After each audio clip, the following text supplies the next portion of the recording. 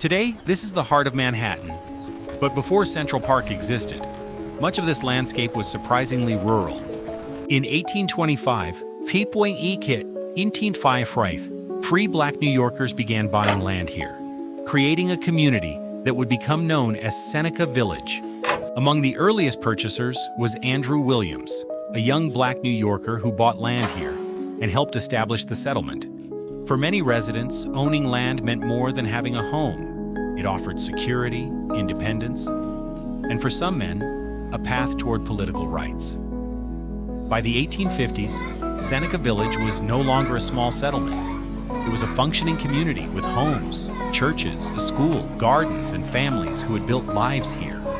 The village was more than a collection of houses. Its churches became the center of community life. The community also had a school, and records suggest Seneca Village families placed an unusually high value on educating their children. Residents cultivated gardens, raised animals, and used the land around them to build a degree of independence from the crowded city. But around Seneca Village, New York was changing fast. Manhattan was expanding northward, and the countryside was becoming increasingly valuable. Then, in 1853, the city began the process of acquiring land for what would become Central Park. Soon surveyors entered the village, measuring the land that New York planned to turn into something entirely different.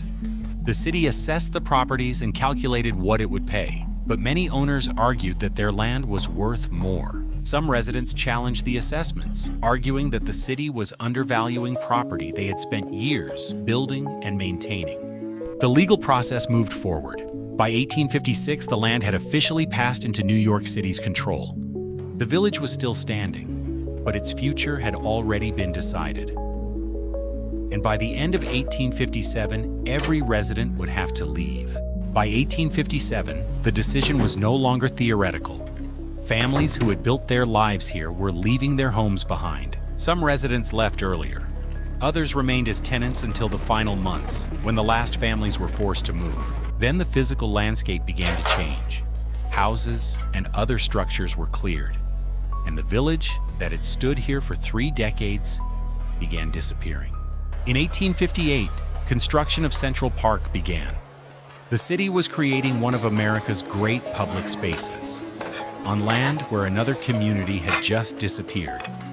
As the park took shape, the homes, gardens, and familiar paths of Seneca Village disappeared from the landscape. For generations, the community faded from public memory, but the story wasn't completely gone. Decades later, historians began piecing the village back together from maps, census records, deeds, and surviving documents. But the ground had remembered what the city had forgotten. Beneath the park, physical traces of Seneca Village were still waiting to be found. In 2011, archaeologists returned to the site. Over 2 months, researchers and students recovered thousands of artifacts and pieces of the homes themselves. Among the discoveries was something remarkably ordinary: a child's shoe. Suddenly, the vanished community felt personal again. The artifacts weren't treasures in the traditional sense. They were pieces of ordinary life: dishes, bottles, tools, clothing items, and objects people used every day. One excavation revealed the foundation of William G. Wilson's home, where he had lived with his wife and 8 children.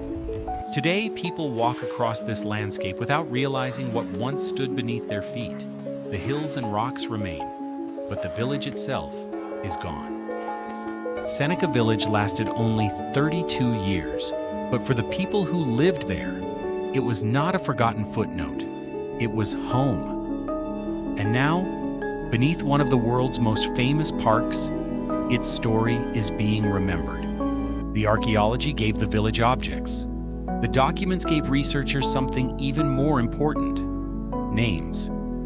Researchers have even been able to follow the family of Andrew Williams, one of the community's earliest property owners, across generations. For some families, the search did not end with the village. Their descendants could still be found, carrying pieces of that history into the present. And remarkably, the landscape itself survived. The rocks and hills that shaped the village still anchor its memory today. Today, visitors can encounter the story here, in the very landscape where Seneca Village once stood. What disappeared was not simply a collection of buildings. It was a neighborhood, homes, families, institutions, memories, and a community built over 32 years. Seneca Village is gone. But its people were real, their homes were real, and their story is part of American history. Sometimes, remembering what stood beneath our feet is how a forgotten community comes home. Maps became one of the most important keys to bringing the village back into view. They could show where homes stood, where churches stood, and who owned the land. Today, researchers can combine those records with archaeology and digital modeling to reconstruct what the community may have looked like nearly 2 centuries ago. And yet, much remains unknown. For many residents, we still don't know exactly where they went, how their lives unfolded, or what happened to their families after the village disappeared. The more researchers uncover, the clearer one thing becomes. These were not simply numbers on a condemnation map. They were individual people living ordinary lives. Today, visitors can encounter that history where it actually happened, walking the same landscape and seeing where homes, churches, and other parts of the village once stood. 2 centuries after the first residents began buying land here, the landscape looks completely different. But the history of the community has finally returned to the place where it began. Seneca Village did not survive as a neighborhood, but it survived in records, in archaeology, in families, and now in memory. And sometimes the first step toward remembering forgotten history is simply knowing where to look.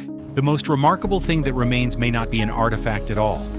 It is the landscape itself. These rocks were part of the world its residents knew.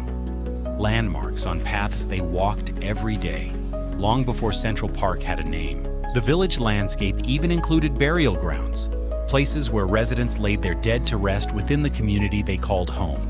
And the objects left behind tell us something important. These families were not simply surviving. They were building homes, caring about appearance, hygiene, comfort, and the future. And the story is not finished. Every map, document, and archaeological discovery can reveal another piece of a community whose history was once nearly forgotten. Today, remembering Seneca Village has become part of the public history of Central Park, bringing the story back into the landscape where it belongs.